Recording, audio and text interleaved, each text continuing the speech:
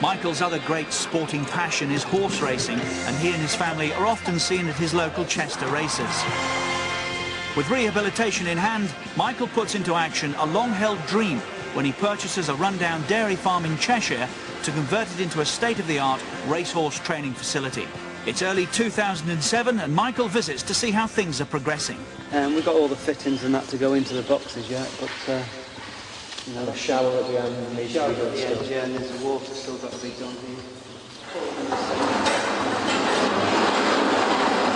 So they need rubber matting on the floor, which rubber matting, that should be done next Thursday. They're starting to do that. And then also there's the tie rings got to be put up. Yeah. The American feed tubs going to go there. The water buckets, they're going to be put there. So then we're more or less, everything's ready to come in as soon as the rubber gets put down. Some will say, including my mum and my financial advisors and everyone else, that, you know, this is a big risk. You know, I've invested really heavily, to be honest, in this place. I think the farm cost £2.5 million, and it's going to cost more than that again to do it all up. So to put the gallop in, this was about £500,000 for this. So, you know, it is a big risk. Bliss is for me just standing here and listening to the sound of horses running past, and you know, the sound of the hooves, the sound of their breathing and everything else is fantastic for me. And then to see it from scratch, you know, to breed some of my own horses, to rear them at home, and then to bring them to here to learn how to race, and then to actually go on race day and win a race is as fulfilling as I can think of. I'm determined to make it work. I'm determined to make the business stand on its own 2 feet, and you know, I'm sure, you know, in 20, 30 years to come, this place will still be going strong. And on a nice day, this is where I'm going to come up and set up camp for the day, watch all the horses running towards us and have a little picnic, I think, with the kids. Well, the thing to be as well, if we get a good set of binoculars and look right over to where your house is, you'd probably be like the Queen and have the flag out. We know if you're in residence or not over there. Well, if we have a Group 1 winner, I can tell you I'll have more than a flag up. Still to come, how will Michael cope as he's joined by his physiotherapist in Newcastle, who steps up the pace of his gruelling rehabilitation?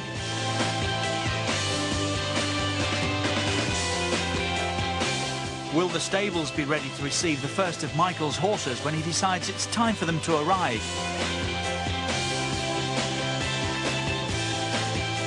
And Michael has another setback.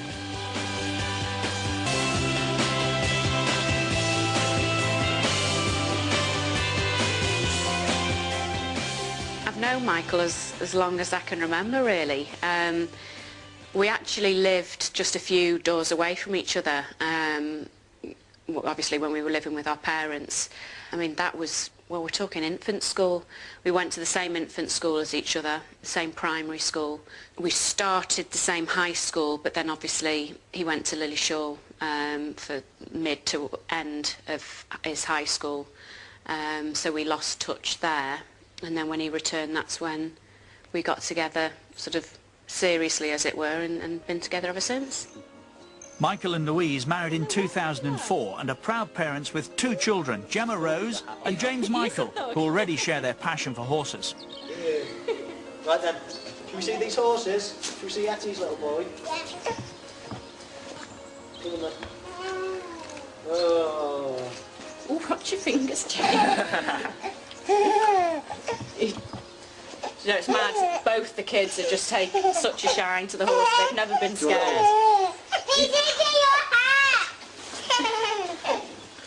Come on.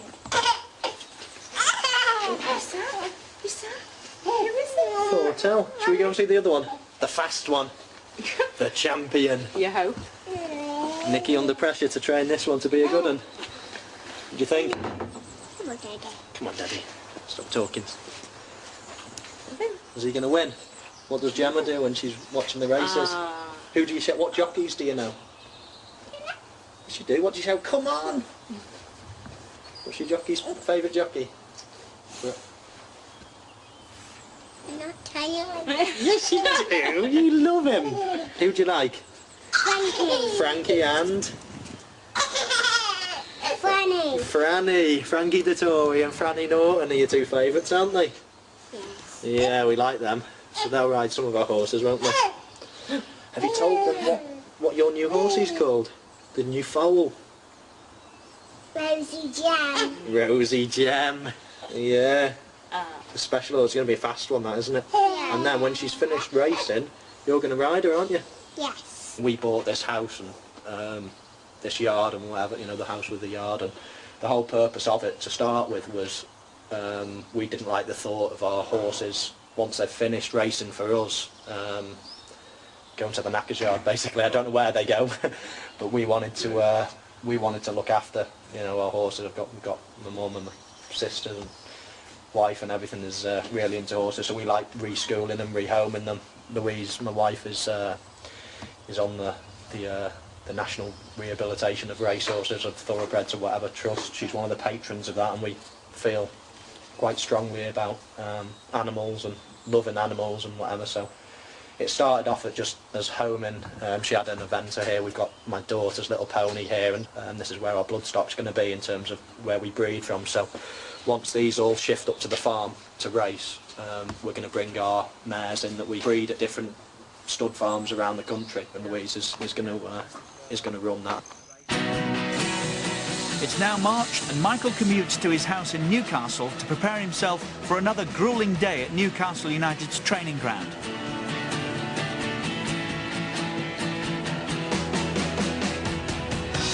On Michael's request, the club have drafted in leading physiotherapist John Green to work one-on-one with him, and John is now ready to crank up Michael's rehabilitation another notch.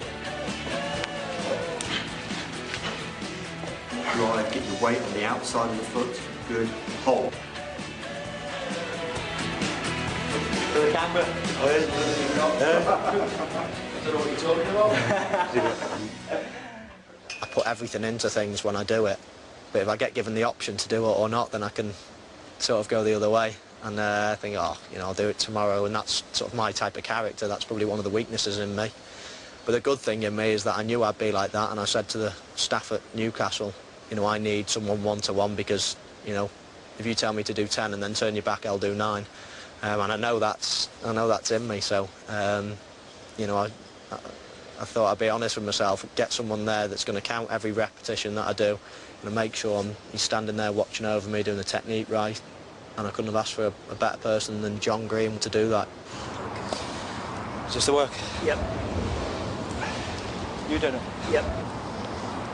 With the warm-up on my own, so I'm worn out, and then he joins me for the hard stuff and beats me. But it's only because I'm worn out.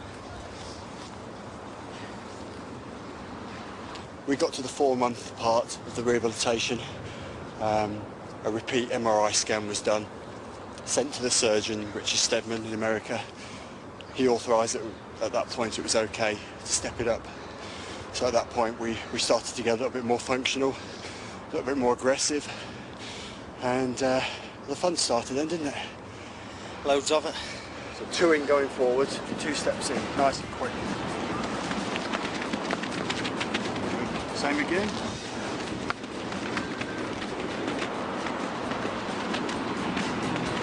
You got a great car. Yeah, what's wrong with it today? I used to have one too, maybe you'll come and have a look. I really love your head, I do, yeah. I'm glad you like. This week has been the start of cutting and turning, changing the pace. So up until now everything's been very predictable. Straight line running, no real aggressive turns. A lot of agility work at the beginning to look at running mechanics. What generally is known as SAQ work, speed, agility, quickness.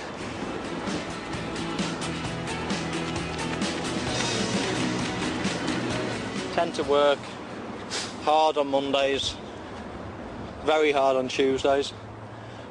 Warm down. Warm down, maybe swimming on Wednesdays, but more to rest, and then Strength and power on Thursdays. Yeah. And as of next week, Fridays also add to Saturdays as well. You have a home programme, don't you, of strength work to do on a Sunday? Yeah. Which is done... strength and horses on Sundays. In the final week of March, you'll probably start to join in with some football work with the team. And then the priority in April will be football work, and the running work will then be supplementary to the football work. Everything's gone really well so far. So it isn't a case of just rehabilitating the knee, it's a case of rehabilitating the whole person.